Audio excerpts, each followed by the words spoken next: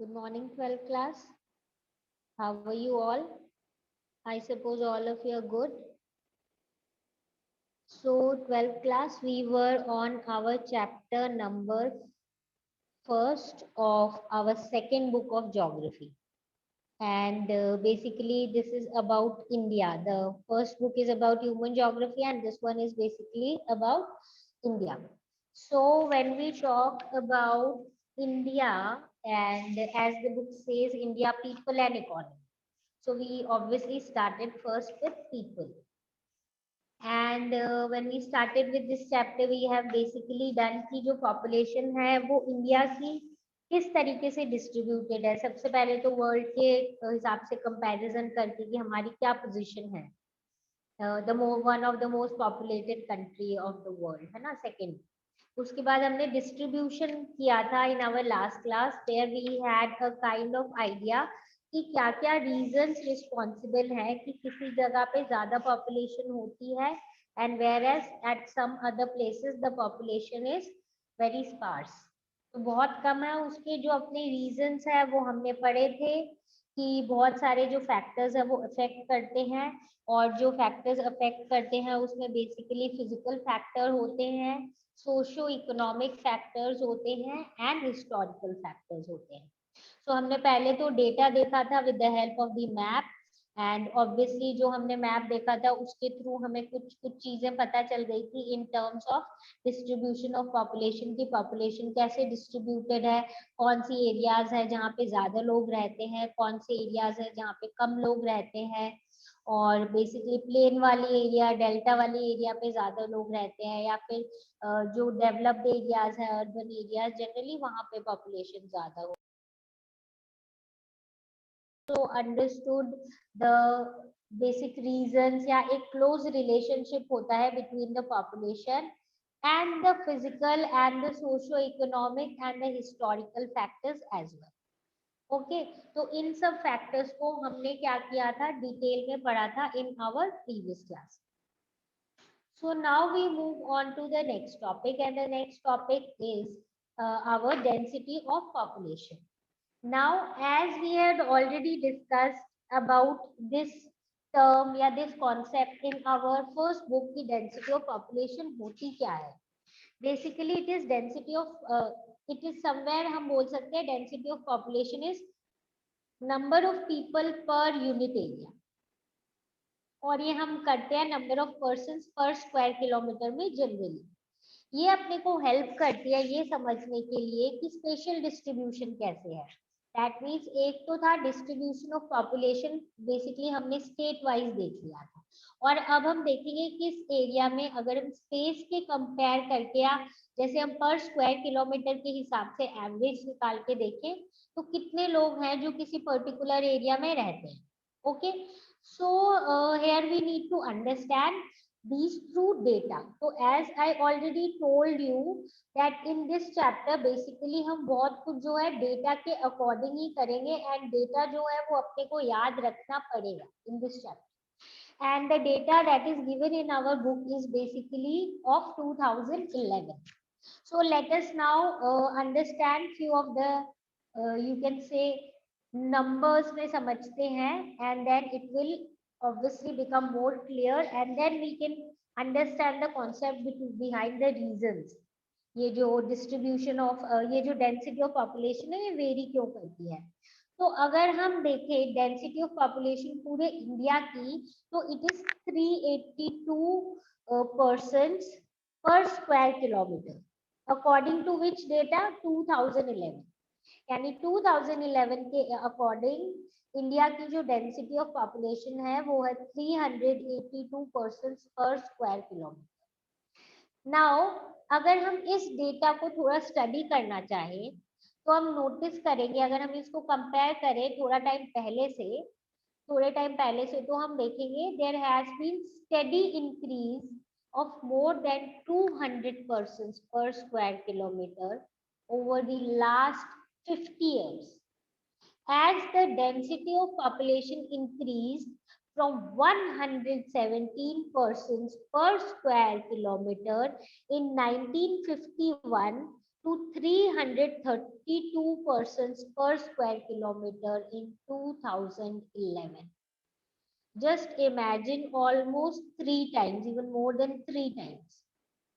Okay, so here we can see कि जो last 50 years में है, जो हमारी population है, वो बहुत ज़्यादा increase हुई है, and as the data clearly tells us that 117 persons per square kilometer था 1951 में, जो हो गया 382 persons per square kilometer in 2011. Okay. This is the data that is given to us. Now, as in your book towards the last pages, there are few important appendix and the information given regarding these population data. So, इसको हम थोड़ा study कर लेते हैं. Now, अपने को spatial variation जो population density है different areas में, उसका हमें variation पता चल जाता है. Variation मतलब कितना difference है. Now, just imagine the spatial variation of population densities in the country ranges from as low as 17 persons per square kilometer in Arunachal Pradesh to 11,297 persons per square kilometer in the National Capital Territory of Delhi. Just imagine the difference. I am repeating. It goes till as low as 17 persons per square kilometer in Arunachal Pradesh to 11,297 persons in the National Capital Territory of Delhi. Okay, ये तो हो गया extremes की जब हम बात करें.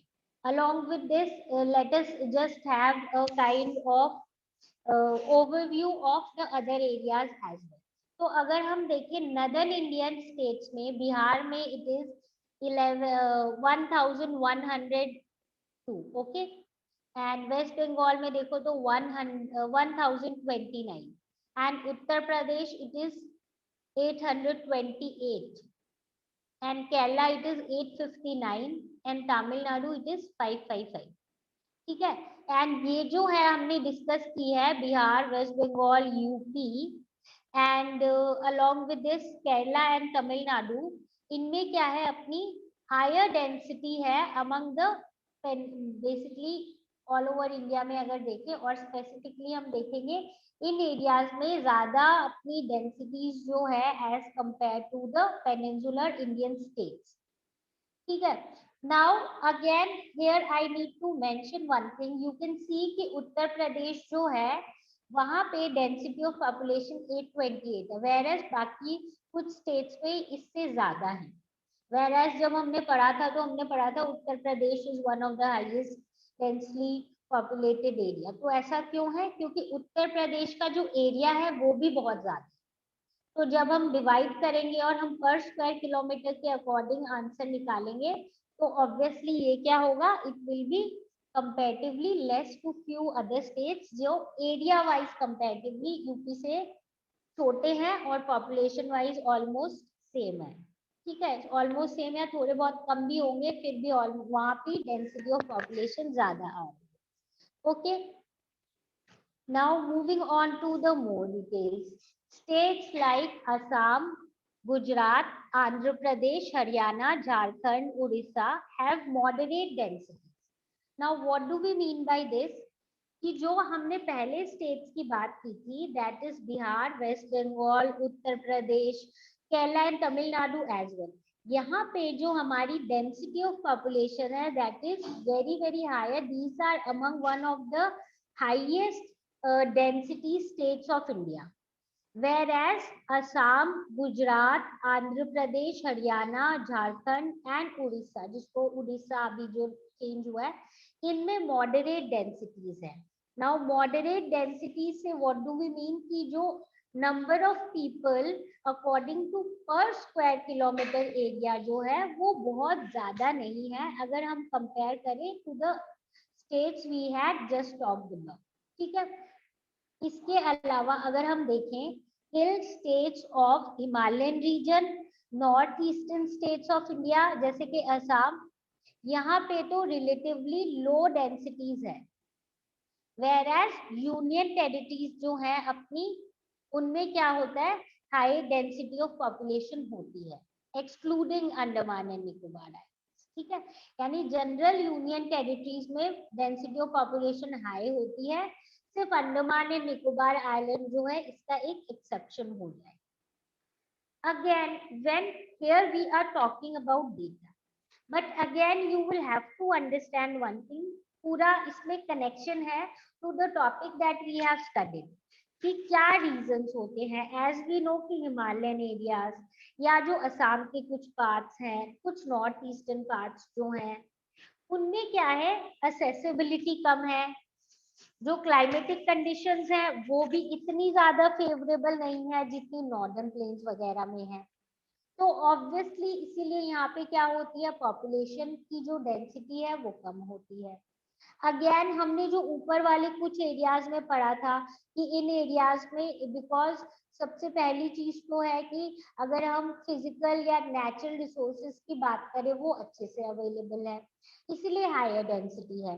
But then along with this हमें पता है सोशो इकोनॉमिक और हिस्टोरिकल बैकग्राउंड भी नेसेसरी है, जिसके कारण more and more people live there and then the result is higher density of population, ठीक है।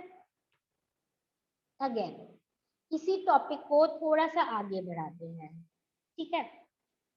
डेंसिटी ऑफ पॉपुलेशन जो है as discussed in the just the thing that we have just discussed is a kind of crude measurement, यानी हम human land relationship की एक तरीके से एक मेजरमेंट कर लेंगे, ओके। यानी एक जो हमारे यूनिट लैंड है, यूनिट एरिया ऑफ लैंड है, उसमें अप्रोक्सीमेट या ऑन एन एवरेज किसी एरिया में कितने लोग रहते हैं। सो समवेयर इससे हमें क्या पता चल जाएगा, we will get a better insight into the human land ratio in terms of pressure of population on total cultivable land, यानी उतने लैंड जो एरिया है पर यूनिट ऑफ एरिया उस पे अप्रोक्सीमेट ऑन एन एवरेज कितने लोग रहते हैं, यानी उतने लैंड को उन सारे लोगों के लिए रिसोर्सेज एक तरीके से क्या करने पड़ेंगे, सप्लाई करने पड़ेंगे। ह्यूमन वहीं से एक्सट्रैक्ट करेंगे जो भी उनको चीजें चाहिए, यानी जो उस पॉपुलेशन का प्रेशर है वो स्पेसिफिकली अगर हम बोले कल्टिवेबल लैंड, क्योंकि फूड सबसे इंपॉर्टेंट चीज है, तो जो एक तरीके से pressure of population on total cultivable land है उसको हम पढ़ लेते हैं और डिटेल में, और इसको हम फिजियोलॉजिकल डेंसिटीज और एग्रीकल्चर डेंसिटीज के फॉर्म में स्टडी करते हैं, ठीक है। तो हमारी जैसी कंट्री जिसमें कि एग्रीकल्चर सबसे इम्पोर्टेंट हम बोलेंगे सोर्स ऑफ लाइवलीहुड है, या हम बोल सकते हैं जिसमें सबसे मोर अप्रोप्रिएटली बोल सकते हैं कि जिसमें सबसे ज्यादा लोग इंगेज्ड हैं as a source of earning, क्योंकि जीडीपी में तो मेजर कंट्रीब्यूशन नहीं है, मतलब एग्रीकल्चर का हाईएस्ट नहीं है contribution, but number of people employed जो है वो हाईएस्ट है एग्रीकल्चर में। और हमारी कंट्री जो बेसिकली एक एग्रीकल्चर कंट्री है, वहां पे हमें कल्टिवेबल लैंड इन सब पे फोकस करना पड़ता है। So there are two important formulas that are given in your book. You must know them. Okay. सबसे पहला है physiological density. Physiological density का मतलब है total population upon the net cultivated area. यानी एक तरीके से जो total population है और जो कल्टिवेबल एरिया है उनका हम रेशो निकाल दें, ताकि अप्रोक्सीमेट हम देख सके कि पॉपुलेशन के हिसाब से कितनी कल्टिवेबल एरिया अवेलेबल है और लोगों को कैसे जो बेसिक रिक्वायरमेंट है वो किस हिसाब से फुलफिल होती है, कितना प्रेशर है लैंड पे, ठीक है। ये तो हो जाएगी अपनी फिजियोलॉजिकल। एग्रीकल्चर में हम देखेंगे total agriculture population upon net cultivable area, यानी फर्स्ट में हम इंक्लूड करेंगे सिर्फ total population upon net cultivable area, और एग्रीकल्चर में हम करेंगे टोटल एग्रीकल्चर पॉपुलेशन जो एग्रीकल्चर से एसोसिएटेड है divided by the net cultivable area. तो एग्रीकल्चर पॉपुलेशन जो है इसमें बेसिकली कल्टीवेटर सारे आ जाएंगे, एग्रीकल्चर लेबरर्स भी आ जाएंगे, उनके फैमिली मेंबर्स भी आ जाएंगे, यानी all the people associated with agriculture, वो सारे आ जाएंगे हमारे जब हम एग्रीकल्चर डेंसिटी निकालें upon that is total agriculture population upon net cultivable area. Okay, यानी कितनी एग्रीकल्चर पॉपुलेशन जो है वो कल्टीवेबल एरिया कैसे किसके पास कितना है बेसिकली, और किस टाइप से उन पे प्रेशर पड़ रहा है लैंड पे of the agricultural population. Okay, तो पहला है फिजियोलॉजिकल जिसमें टोटल पॉपुलेशन है upon the net cultivated area, and agriculture में है total agricultural population upon the net cultivated area.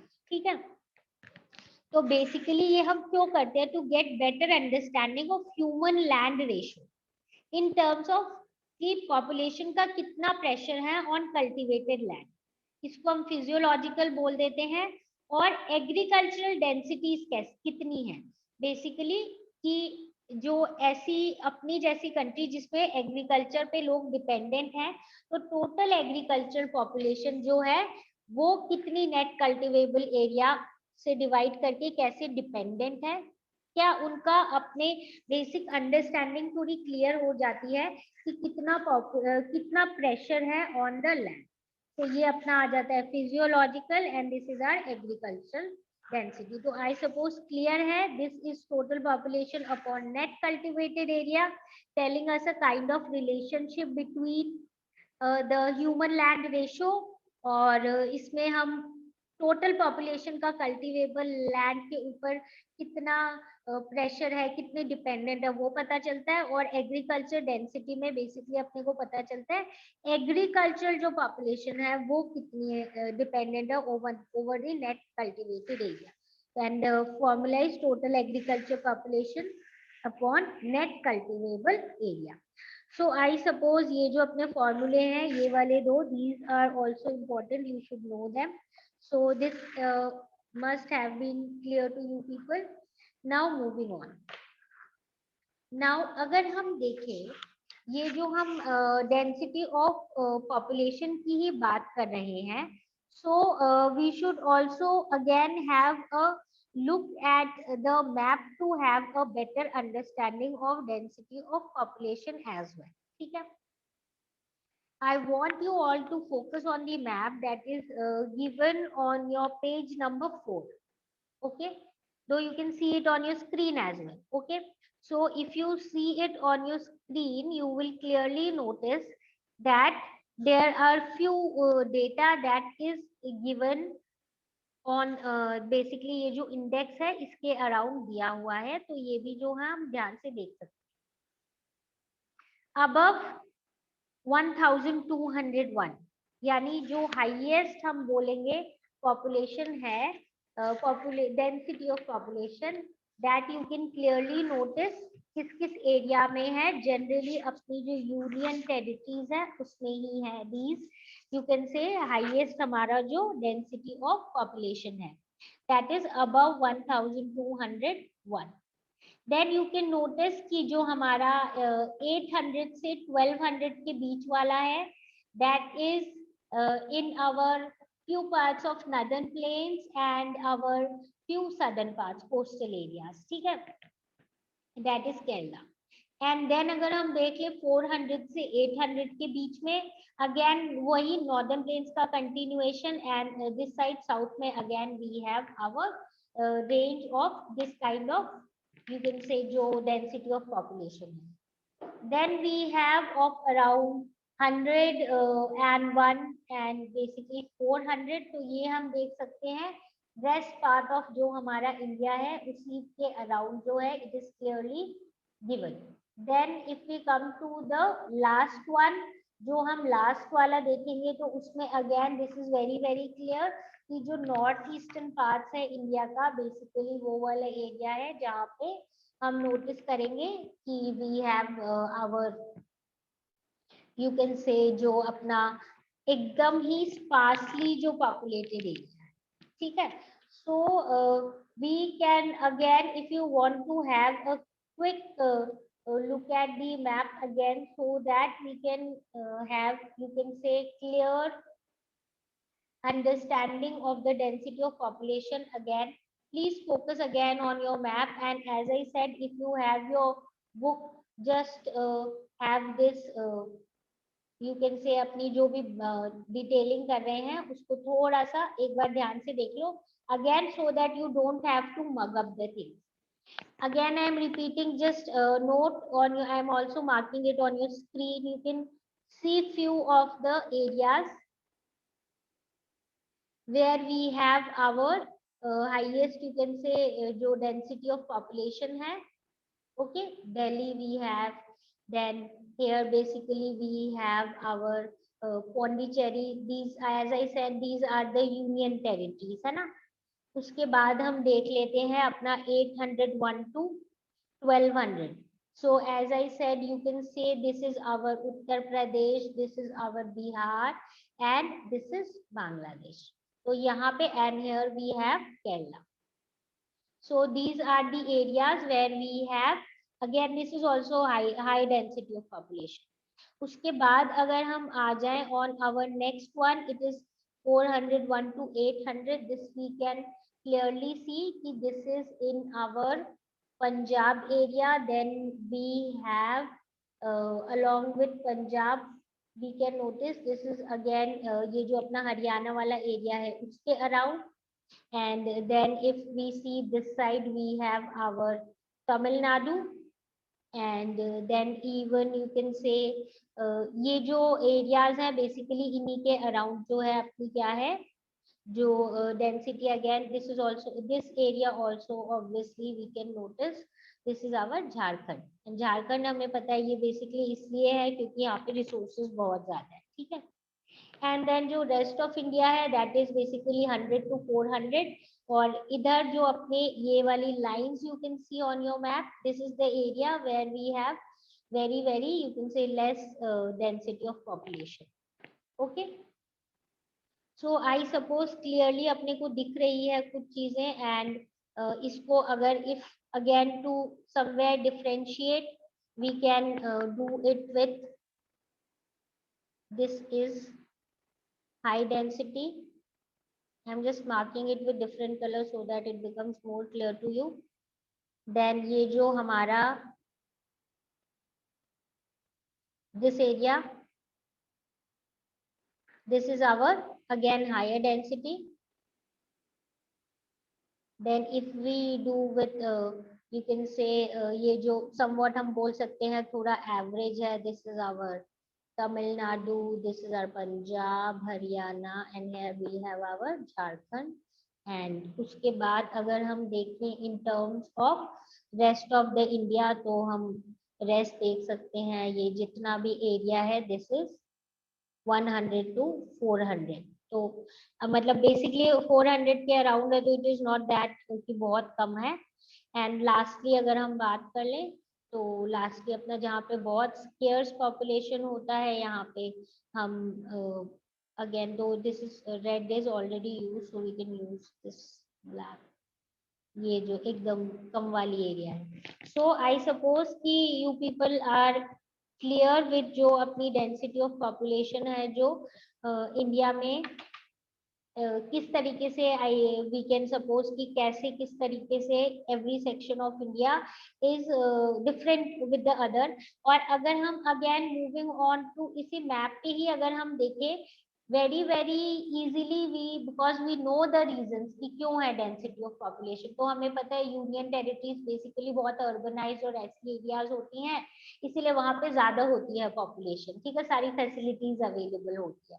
उसके बाद अगर अपने नेक्स्ट वाला देख लो, ये उत्तर प्रदेश एंड बिहार, वेस्ट बंगाल, केरला वाला एरिया जो है दिस इज द एरिया जहाँ पे अगेन क्लाइमेटिक कंडीशंस बहुत अच्छी है, हिस्टोरिकल बैकग्राउंड भी है, इसीलिए यहाँ पे क्या है पॉपुलेशन ज्यादा है. देन हम जो 100 से 400 ऑब्वियसली ये वाली जो एरिया है दिस जो सॉरी 400 से 800 वाली एरिया वो भी देखोगे कि ऐसा नहीं है कि यहाँ पे बाकी सोर्सेज अवेलेबल नहीं है, यहाँ पे सोर्सेज अवेलेबल है. जैसे हम अगर झारखंड की बात कर ले and Punjab Haryana is agriculture area and basically Tamil Nadu भी जो है it is also again one of important area in terms of climate and other few facilities. थोड़ा हिस्टोरिकल भी हम इसको बोल सकते हैं. तो इन सारे रीजंस के कारण क्या है, यहाँ पे पॉपुलेशन जो है ऑन एन एवरेज है, और बाकी जो रेस्ट ऑफ द इंडिया है वहाँ 101 to 400 है, वो भी ऑलमोस्ट हम एवरेज ही बोल सकते हैं. लेस देन जो 100 है दैट इज वेरी लेस, और जनरली वो हमारे नॉर्थ ईस्टर्न एरिया में है, दैट इज अरुणाचल प्रदेश, मिजोरम, इन वाले एरियाज में है बेसिकली. ठीक है, तो आई सपोज कि अपनी डेंसिटी ऑफ पॉपुलेशन हमें डेटा भी पता चल गया है. हमें डेटा के साथ साथ क्या पता चल गया है कि क्या रीजंस है बिहाइंड दिस. ओके, सो जो अपना नेक्स्ट टॉपिक होगा that is growth of population. ठीक है, ग्रोथ ऑफ पॉपुलेशन जो टॉपिक है that is, again before moving on to the topic, because this is a topic which we need to understand in 4 phases.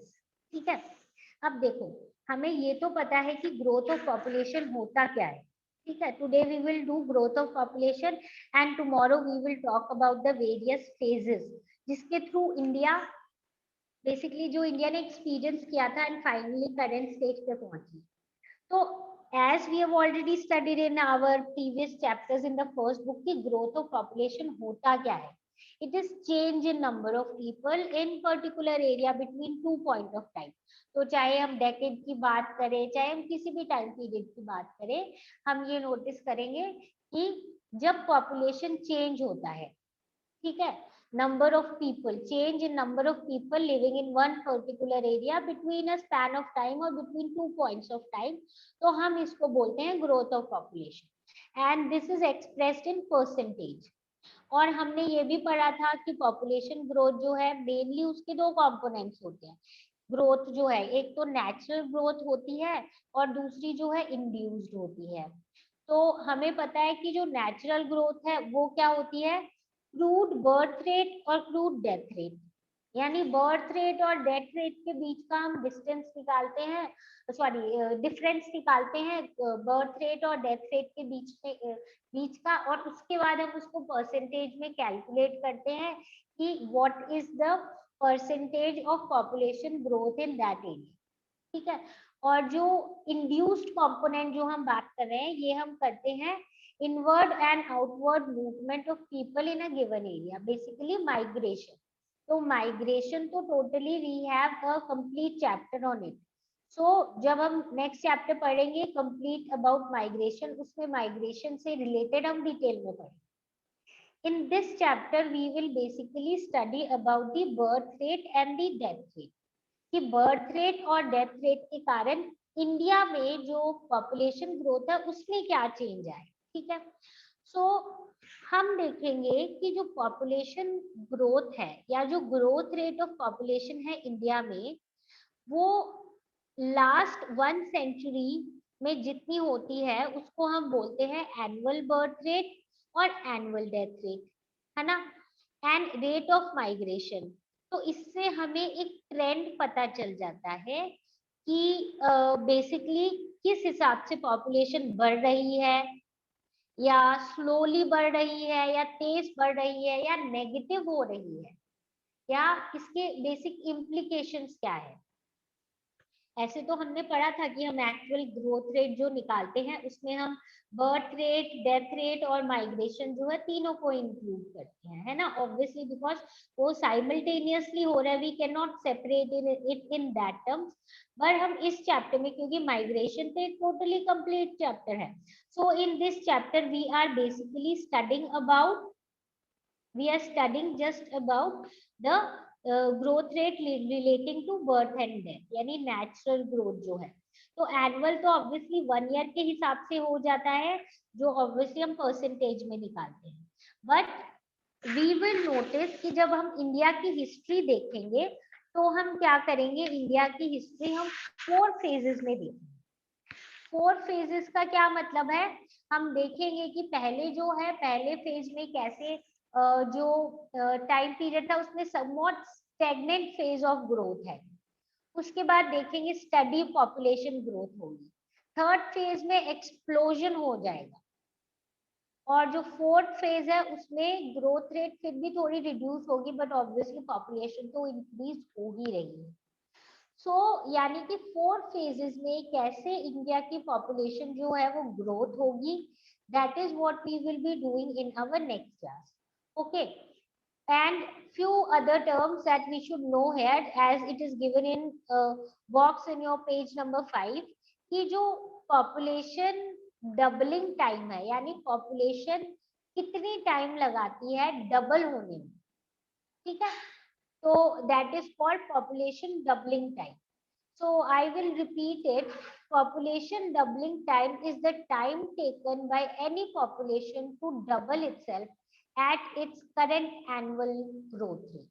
ठीक है, यानी कि population हम यही देखेंगे इनिशियल फेजेस में बहुत टाइम लगाती है डबल होने में, फिर थोड़ी सी हाई स्पीड पे होती है, या उसके रीजंस क्या है और अलग अलग मतलब स्टडी और उसके हम देखेंगे इम्पैक्ट एंड मतलब कॉज एंड इफेक्ट, सारी चीजें देखेंगे। और ये तो population doubling time is just a kind of concept, again हम देखते हैं जब हम स्टडी करते हैं about the growth of population, तो इसको भी हम एक मतलब समवेयर एक एस्पेक्ट रखते हैं कि एक पॉपुलेशन डबल होने में कितना टाइम लगता है itself. Current annual growth rate में हम देखते हैं अगर यही ग्रोथ रेट रही तो कब डबल होगा, ठीक है, एक आइडिया लगा लेते हैं। तो उसके हिसाब से हम ये बताते हैं कि फ्यूचर में हमारी पॉपुलेशन कितनी हो सकती है अगर यही ग्रोथ रेट रही ऑन एन एवरेज ऐसे ही चल रहा है, ठीक है। ये तो हो गई अपनी population doubling time. Now as I said annual भी हम ग्रोथ रेट देखते हैं, डेकेडल भी देखते हैं। डेकेडल मतलब बेसिकली 10 इयर्स के टाइम स्पैन का। और उस डेटा के अकॉर्डिंग हम when we will have our next class we will discuss कि कैसे जो फेजेस है उसमें कैसे कैसे पॉपुलेशन ग्रोथ हुई थी और रीजंस क्या थे और फाइनली क्या इम्प्लीकेशंस है, ठीक है। So this is all that we will do in next class. So if you have any doubt relating to the topic that we have covered, do come back with your problems and we'll discuss the problem and solve it. Again, I will repeat, please give a reading of the portion that we have covered in a class so that if you have any problem, you know it and then obviously we can solve it. So that is it for today. Now meet you all in the next class.